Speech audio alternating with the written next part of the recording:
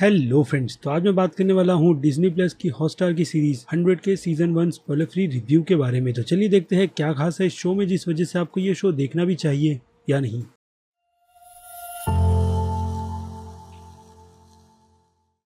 So friends, सबसे पहले ये बात कर लेता हूँ कि इस शो के टोटल 8 एपिसोड्स हैं और हर एक एपिसोड 30 से 45 मिनट तक के हैं, जिनके लिए आपको अच्छा खासा टाइम देना होगा। यानी अगर क्लियर तरीके से कहूँ, ये एक ऐसा टाइम पास शो है जिसे आप देखोगे तो भी चलेगा और अगर देख भी लेते हो तो कोई फर्क नहीं पड़ेगा, क्योंकि शो की कहानी ही कुछ इस तरीके से लिखी गई है, यानी बिना किसी सर पैर के। जिस कहानी में पूरा फोकस ऑब्वियसली सीरीज की 2 लीड कास्ट पर किया जाता है, जिनमें से एक है लारा दत्ता, जिनके कैरेक्टर का नाम है सौम्या शुक्ला, और दूसरी है सेराट फेम रिंकू राजगुरु, जिनके कैरेक्टर का नाम है नेत्रा पाटिल। तो दोनों ही कैरेक्टर्स की कहानी बिल्कुल अलग रहती है, जिनमें से सौम्या एक एसीपी है जिन्हें उनके फील्ड में रिस्पेक्ट नहीं दी जा रही। यानी अगर क्लियर तरीके से कहूँ तो पुलिस डिपार्टमेंट में वो एक आइटम गर्ल के अलावा और कुछ नहीं। और दूसरी तरफ है रिंकू राजगुरु का कैरेक्टर नेत्रा पाटिल, जो कि काफी आम सी जिंदगी जीती है और एक सिंपल सा जॉब करती है ताकि इससे वो अपनी फैमिली को संभाल सके। यानी दोनों ही कैरेक्टर्स अपनी लाइफ में बहुत ज्यादा दुखी है, बट दुखों का पहाड़ सबसे पहले टूटता है नेत्रा पाटिल के कैरेक्टर पर, जिसके पास जीने के सिर्फ 100 दिन ही बचे हैं, यानी सीरीज का टाइटल, क्योंकि उसे अब ब्रेन ट्यूमर है और अब इसी के चलते वो अपनी लाइफ में ऐसा कुछ करना चाहती है जो उसने आज तक नहीं किया, जैसे कि शराब पीना, अपनी वर्जिनिटी लॉस करना वगैरह वगैरह। जो सारी ही चीजें इस शो में काफी इनलॉजिकली लगती है, क्योंकि जिस तरीके से नेत्रा पाटिल की मुलाकात लारा दत्ता के कैरेक्टर सौम्या से करवाई गई है, उसका भी कोई मतलब निकल कर नहीं आता। और उसके बाद इनका एक टीम अप जो शायद हो सकता है किसी के लिए अच्छा और किसी की लाइफ में एडवेंचर साबित हो। तब क्या कुछ होगा इस सीरीज में, वही सारे ट्विस्ट एंड टर्न्स जानने के लिए आपको देखनी होगी हॉटस्टार की रिलीज की गई ये सीरीज 100, जिस पर मैंने आपको पहले ही बता दिया कि आप इस सीरीज को देखोगे तो भी चलेगा और अगर स्किप भी कर दोगे तो भी कोई फर्क नहीं पड़ेगा, क्योंकि इस सीरीज में दिखाने के लिए टॉपिक लिया गया है वुमेन एम्पावरमेंट का, जिसे अगर और अच्छी तरीके से बताया जाता तो सच में ये सीरीज एक अच्छी सीरीज साबित होती, जो कि अनफॉर्चुनेटली नहीं है। और सिर्फ यही एक प्रॉब्लम नहीं है इस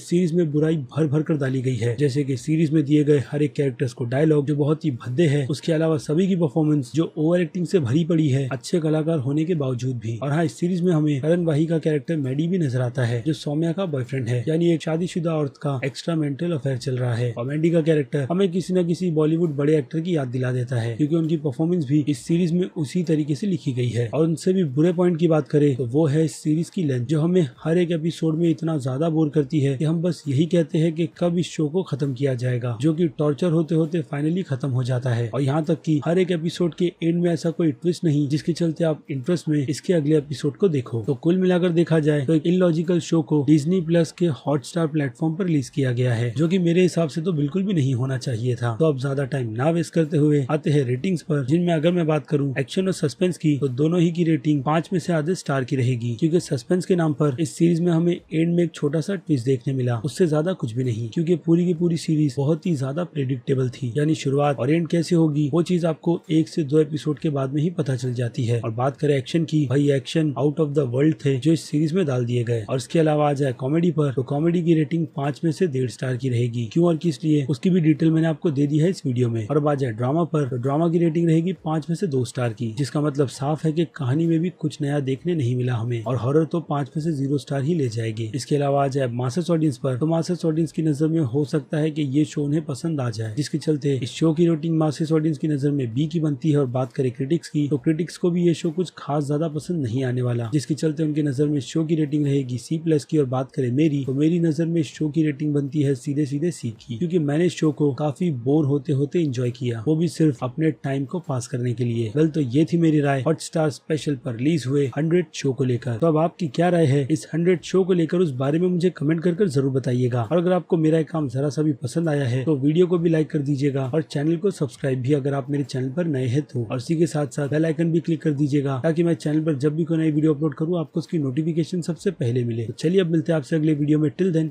बाय।